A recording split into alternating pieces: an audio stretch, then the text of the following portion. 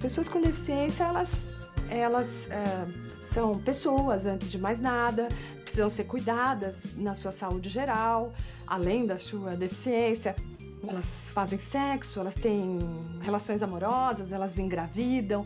E falar isso parece óbvio, mas é impressionante como a gente vê ainda na sociedade, e aí os sistemas e serviços de saúde não estão fora dessa sociedade. Olhar para pessoas com deficiência, é muito difícil ela olhar a pessoa, ela tem sempre uma sobredeterminação para a deficiência.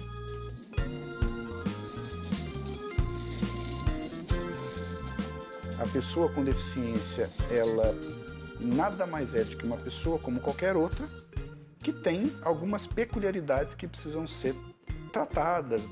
É super importante a gente pensar que essa política pública, né, quer dizer, desde o Plano Nacional de Direitos da Pessoa com Deficiência, Viver Sem Limites, quanto à rede de cuidados à saúde da pessoa com deficiência, elas estão completamente assentadas numa série de direitos sociais que tem muito a ver com a luta do movimento social das próprias pessoas com deficiência, que culminou com a Convenção Internacional da Pessoa com Deficiência, a Convenção Mundial.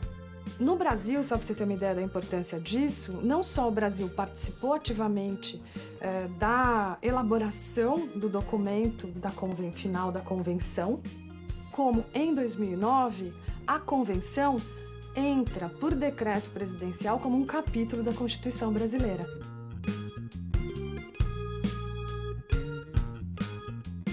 A gente migra de um modelo que a gente chamava assim, estritamente centrado na questão biológica, e pensa a questão do campo da deficiência como um modelo mais social e, portanto, a deficiência não está nas pessoas, está nas barreiras que impedem que todos circulem e tenham as mesmas igualdade de condições.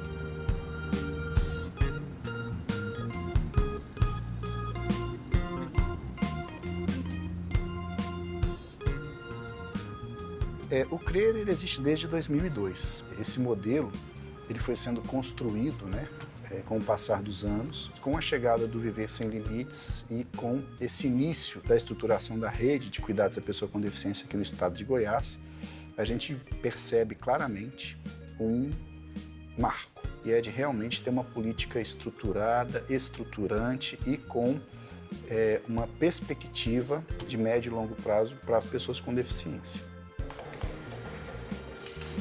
Meu nome é Thaís, eu sou mãe do José Neto.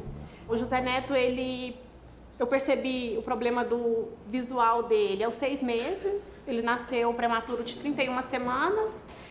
E a gente começou a perceber que ele o brinquedo não chamava atenção, o móvel do berço não chamava atenção, o brinquedo com luz não chamava atenção.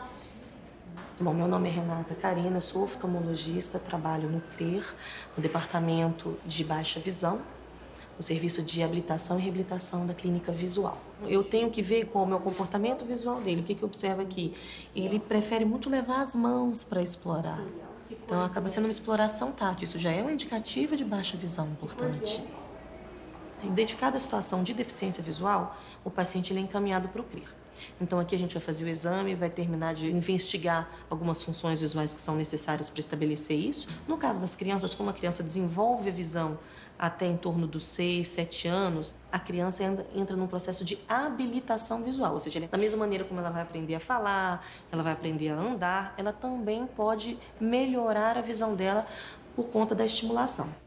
Aqui no CRER ele está desde os 6 meses, como ele nasceu prematuro, além do problema visual, ele teve outras sequelas, como atraso neuropsicológico, neuropsicomotor. Cadê a zebra? Show. Vamos botar a mãozinha dela? A gente recebe esses pacientes que vêm da rede e o paciente volta para a gente sempre monitorar como é que está o desenvolvimento. No início ele não andava, não falava, praticamente não enxergava nada. Teve médico que me falou que eu podia desistir, que não precisava buscar tratamento, que ele não ia andar, não ia falar, não ia enxergar. E eu sempre confiei, sempre persistindo. O médico falava que não, eu ia atrás de outro. E aqui no CRER, graças a Deus, eu encontrei esse apoio, o pessoal muito dedicado.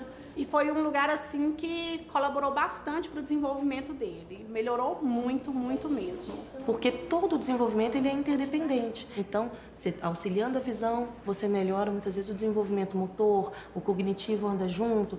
Então, quando você tem todos os trabalhando em conjunto, você tem um desenvolvimento muito mais rápido, muito mais, vamos dizer, satisfatório.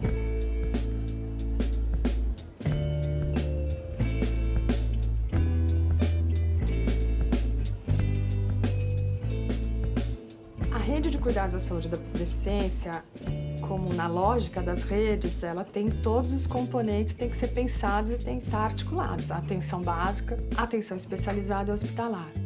Foi em 2012, em maio de 2012, que o CRER aderiu à rede de cuidados da pessoa com deficiência previsto pelo Viver Sem Limites, e a partir daí a gente foi habilitado enquanto SER 4. A atenção à saúde, que é um dos eixos do Plano Viver Sem Limites, a reabilitação das pessoas com deficiências, então são divididos em centros especializados em reabilitação, ou seja, os CERs. O CER 2, ele vai atingir 2 modalidades de reabilitação. O CER 3 atendendo 3 modalidades e o CER 4 as 4 modalidades, visual, auditiva, intelectual e a física. A gente pode ter também uma rede, isso é uma coisa que está se instituindo, entre os próprios CERs, para que a gente possa ter complementariedade nas ações. Então, o paciente precisa da alta complexidade, ele vem para um centro mais aparelhado e a partir do momento que ele não precisa mais dessa assistência, ou até mesmo antes de vir até o centro mais aparelhado, ele pode ter as suas demandas, as suas necessidades atendidas em pontos distintos dessa grande estrutura. A construção da rede é muito dinâmica, ela não está pronta, ela não cai, né? Então, se houver necessidade de construir ou habilitar mais um local, mais um município, isso vai ser feito, né? Existe essa proposta, essa liberdade da gente trabalhar junto com o Ministério isso.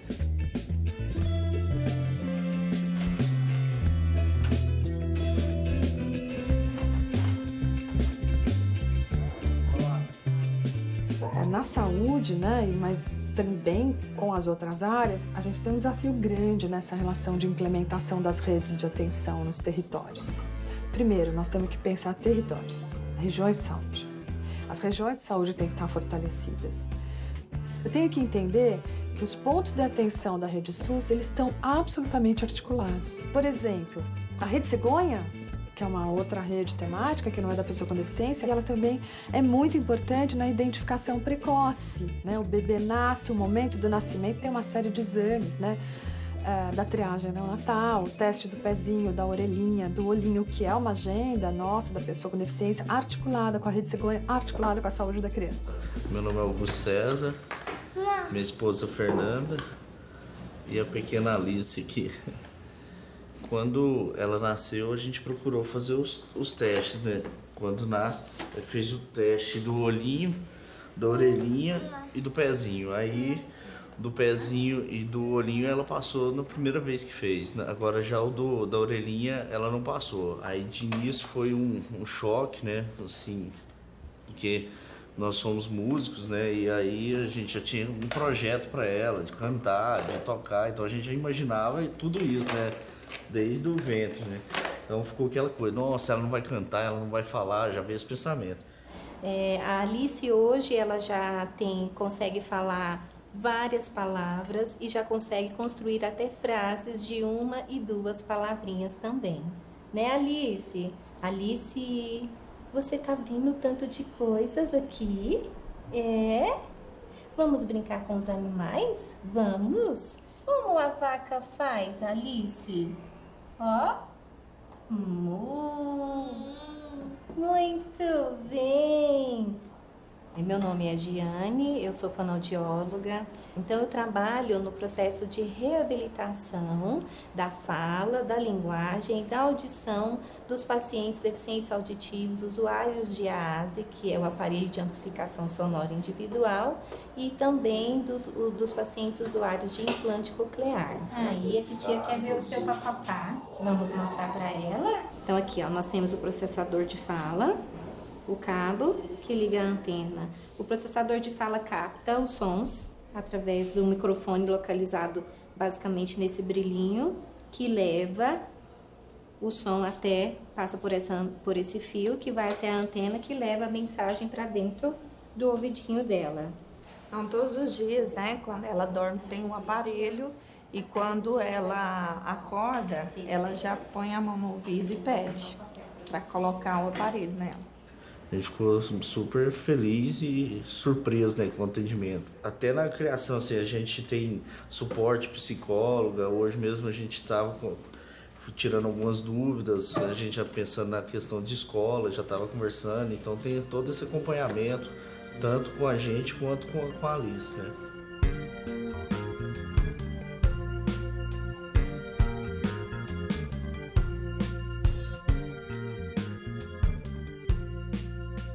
Quando a gente fala de pessoas com deficiência, nós estamos falando, a gente pode pensar, aquele grupo populacional específico que é considerado legalmente pessoa com deficiência no Brasil, ou seja, deficiências físicas, auditivas, visuais, intelectuais, no caso, pessoas ostomizadas e transtorno do espectro do autismo, que a partir de 2012 é pessoa com deficiência para todos os efeitos legais.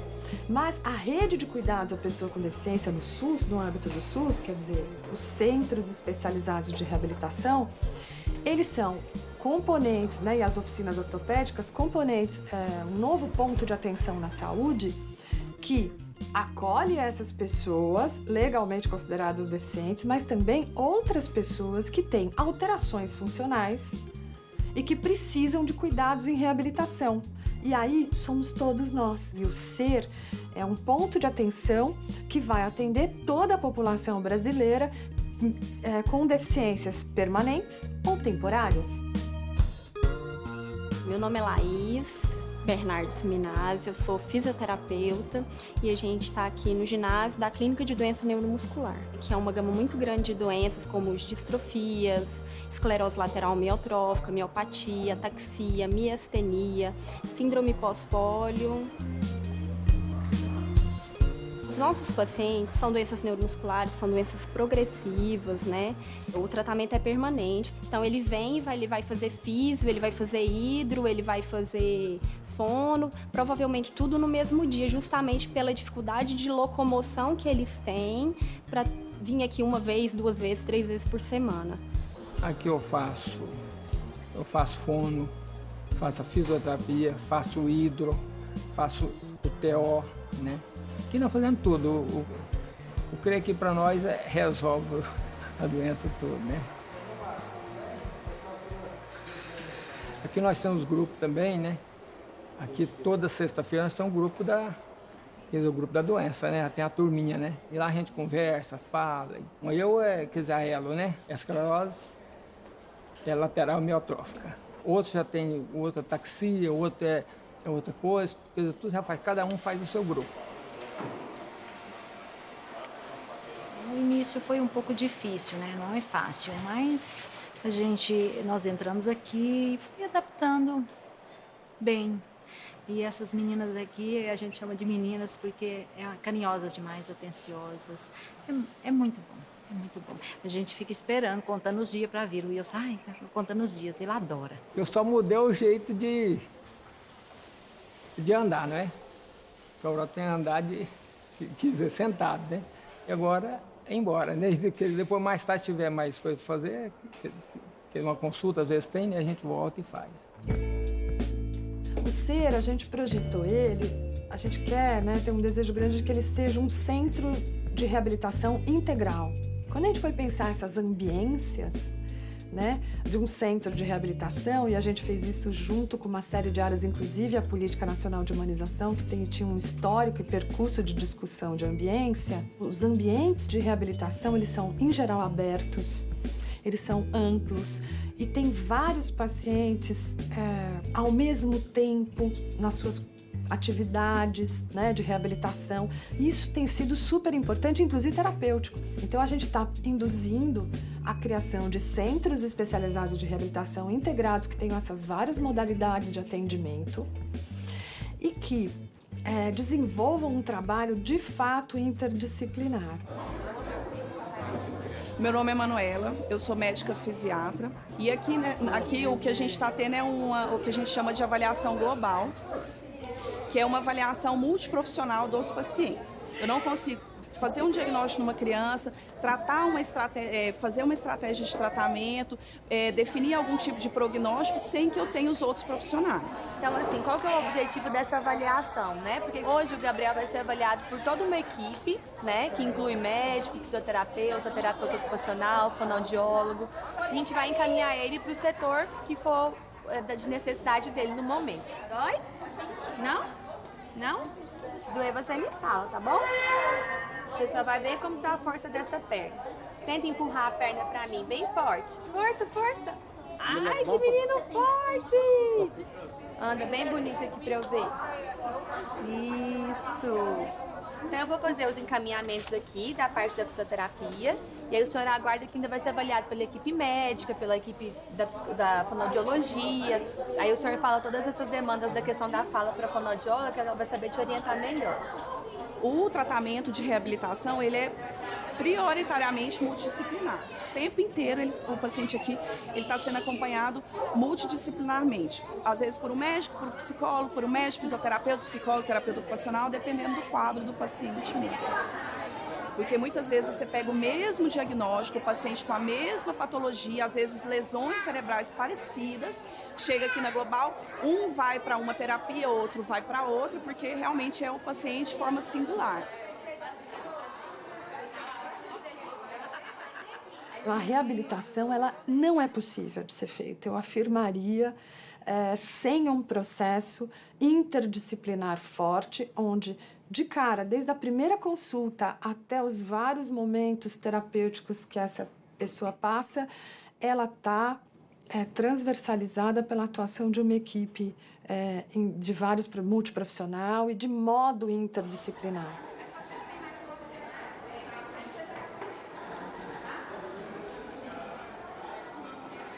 Meu nome é Jaqueline, eu sou terapeuta ocupacional e trabalho aqui no CRER, aqui em Goiânia.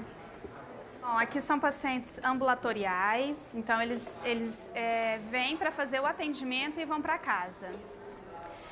O atendimento ele dura aproximadamente 30 minutos e são pacientes que ou sofreram lesão medular ou têm algum tipo de lesão encefálica. E os objetivos são determinados de acordo com os anseios do paciente. Eu preciso entender as necessidades dessa pessoa, preciso entender o contexto onde ela está inserida, para a partir daí oferecer a minha parcela de contribuição.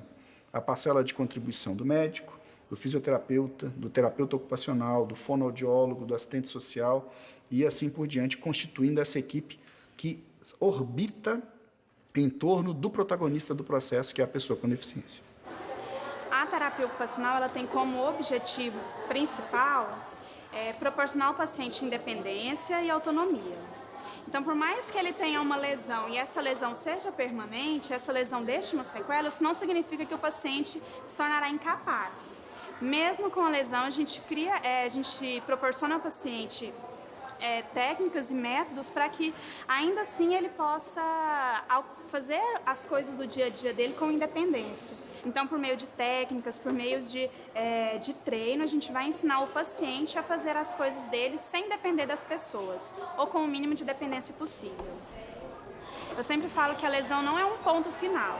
A lesão é uma vírgula, exige uma pausa, mas a vida continua. A gente tem que olhar a pessoa e o seu olhar, assim, o que aquela situação, como é que ele está na sua funcionalidade, nas suas habilidades e capacidades para as várias atividades da vida, acadêmicas, laborais, profissionais, relações de circulação do espaço social, como é que está aquilo. A convenção também nos traz disso, ela está muito assentada na CIF, na funcionalidade. As capacidades e habilidades funcionais dessa pessoa, como elas se colocam para as atividades de vida diária, como que é o ambiente também que ela vive a gente considerar essa avaliação para que a gente possa criar projetos terapêuticos assentados na melhora ou na manutenção ou na ampliação da funcionalidade. Eu sou Michele, terapeuta ocupacional e trabalho na internação. João Vitor, nós vamos vivenciar agora um ambiente de um supermercado onde nós vamos fazer compras para fazer uma refeição. A nossa refeição vai ser macarrão com molho de tomate e frango. No nosso laboratório de atividade de vida diária, o paciente participa de todas as etapas do processo da alimentação. Desde o supermercado, aí tem a preparação como vocês estão vendo. Depois eles vão para o fogão. E a gente finaliza com todos comendo, tanto o paciente quanto o terapeuta. Isso faz parte também de uma vivência onde trabalha até a autoestima do paciente.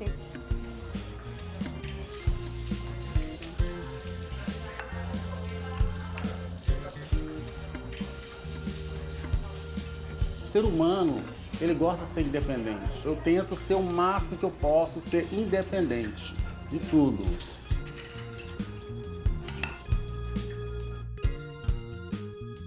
A minha vida mesmo começou no basquete, que eu era assim, uma pessoa muito revoltada, achava que tudo acontecia comigo. Quando eu cheguei, eu fui apresentado na turma, vi gente pior do que eu e muito mais feliz. Eu disse, não, então eu tenho capacidade. E fui à luta.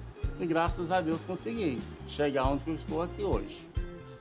O nosso hospital, ele conta também com uma oficina ortopédica, trabalha com a dispensação de órteses e próteses para todos os perfis de pacientes.